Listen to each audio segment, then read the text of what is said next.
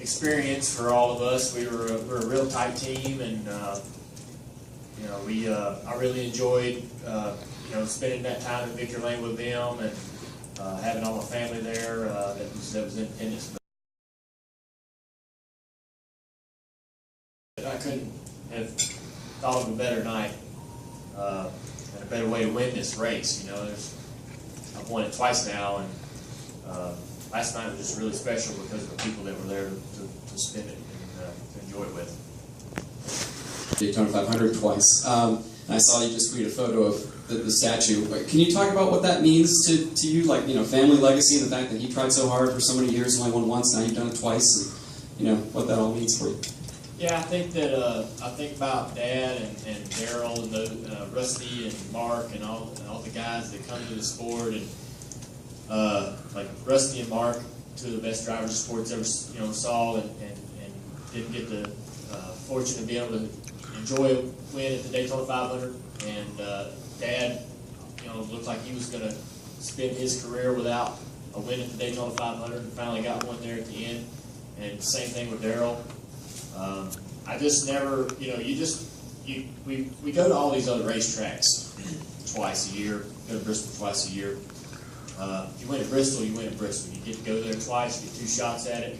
Those 2 shots add up over a career, and it seems like, you get a lot of opportunities, but you only get 1 shot a year at the Daytona 500. And if you have fortunate enough to have a good long career, that's 15, 20 opportunities to win, and the competition's so tough, the odds of actually getting in there and actually doing that and winning the race are really slim. So I was preparing myself when I started racing for it to be a long sought out opportunity, and that I might have to reserve myself to not winning it, because it's just such a difficult race to win. And I won it really early in my career, and I couldn't believe it. The feeling in 2004 was all relief that I didn't have to chase that anymore.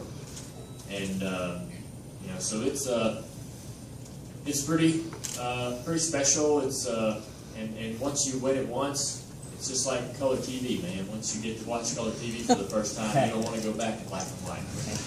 So when I won it for the first time, I just couldn't wait to get back to Victory Lane. And again, you win it once, and your odds obviously go up for winning it a second time. They get even tougher. So we had everything just perfect last night, and the car just kept telling me that this was meant to be. The car was too good to not win that race, and I would have been pretty foolish to have such a good car and not win it. It just seemed like it was meant to be, and as every lap was run and things were working out, it just seemed like it was going to be our night.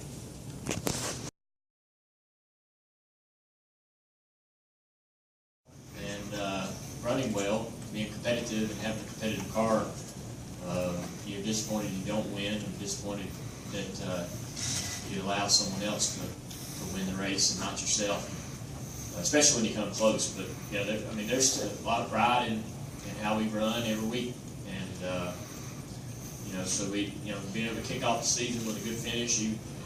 Daytona is a great boost for our team, and those second place finishes definitely got us started on the right foot. But we weren't in position to win those races, and I thought long and hard about how we needed to change what we were doing in the core part of the race to be in that position, and it's a bit of a mindset change where in the other races where I ran second, I was, we were sitting around the middle of the race running 5th or 4th or 3rd or whatever, and biding our time. And we didn't bide our time last night. We just decided we weren't going to do that, and we're just going to try to take the lead, and keep taking the lead, and just try to stay, just keep battling for that position, because that's what it seems to win these races. It's the way the package works. You got to be the guy up front. Everybody's trying to take the lead from, and not back there in fifth, figuring out a way to snooker them and slide through. But so that was the difference.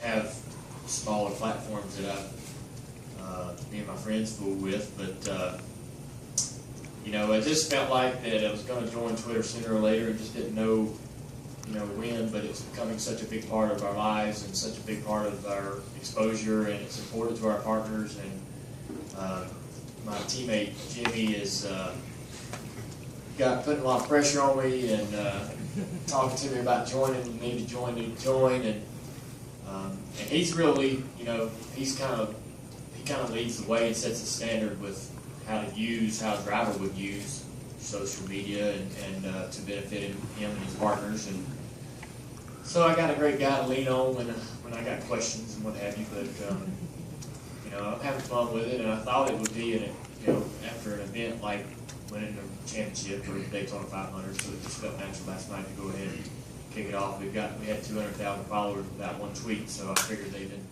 waiting around for something.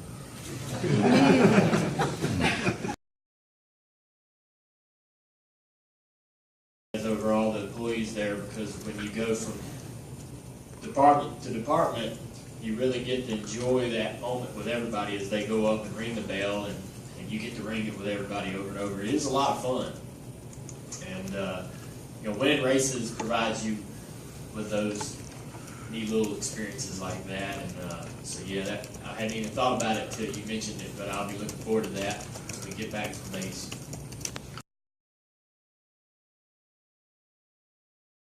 Great facilities, like obviously Indy, Bristol. There's some unique tracks, places that we go that I have a lot of appreciation for, but nothing like Daytona. And it's stood the test of time, and it delivers. Every time we come down here, it delivers.